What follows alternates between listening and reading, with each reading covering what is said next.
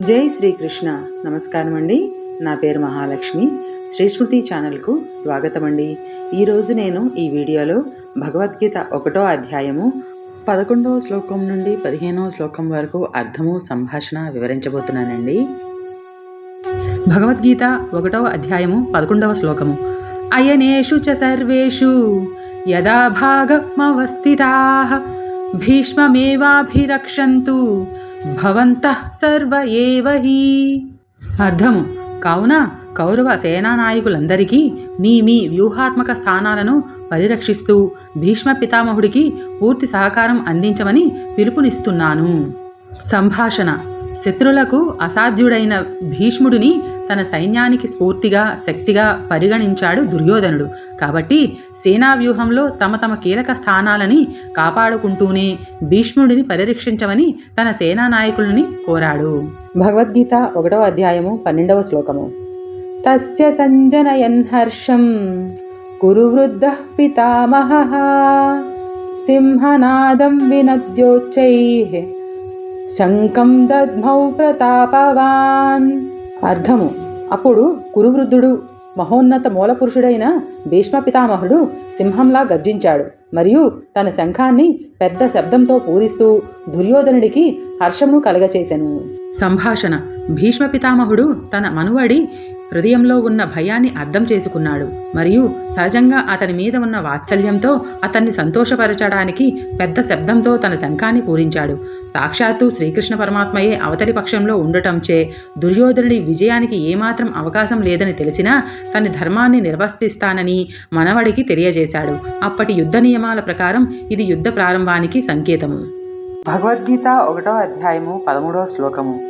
తతః శంఖాశ్చ భైర్యశ్చ పణవానక గోముఖాః సహసైవ్యాభ్య హన్యంత సశబ్దస్తుములోభవత్. అర్థము: ఆ తర్వాత శంఖములు, డోళ్ళు, ఢంకాలు, భేరీలు మరియు కొమ్ము వాయిద్యములు ఒక్కసారిగా మ్రోగినవి మరియు వాటన్నిటి కలిసిన శబ్దము భయానముఖముగా ఉండెను. సంభాషణ: యుద్ధానికి భీష్ముడి యొక్క గొప్ప ఉత్సాహాన్ని గమనించిన కౌరవ సైన్యం కూడా ఉత్సాహవంతులై రణగుణధ్వని చేశారు. పణవ అంటే ఢంకాలు, ఆనక అంటే డోళ్ళు ఢంకాలు మరియు గోముఖ అంటే కొమ్ము వాద్యములు. ఇవన్నీ వాద్య పరికరములే మరియు వీటన్నిటి మూకుమ్మడి శబ్దం మిక్కిలి కోలాహలాన్ని కలుగచేసింది. 1వ అధ్యాయము 14వ శ్లోకము. తతః శ్వేతైర్హయైర్యుక్తే మహతి స్యందనే స్థితౌ మాధవః పాండవశ్చైవ దివ్యౌ శంఖౌ ప్రదద్మతుః. అర్థము: ఆ తరువాత పాండవ సైన్యం మధ్యలో నుండి తెల్లని గుర్రములు కలిగి ఉన్న ఒక అద్భుతమైన రథంలో కూర్చుని ఉన్న మాధవుడు మరియు అర్జునుడు తమ దివ్య శంఖములను పూరించారు.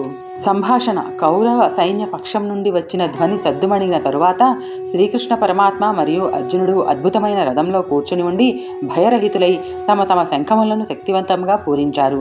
దీనితో పాండవ పక్షంలో కూడా యుద్ధానికి ఉత్సాహం రగిలింది. సంజయుడు శ్రీకృష్ణుడికి మాధవ అన్న పేరు వాడాడు. మా అంటే లక్ష్మీదేవిని సూచిస్తుంది, ధవ అంటే భర్త అని.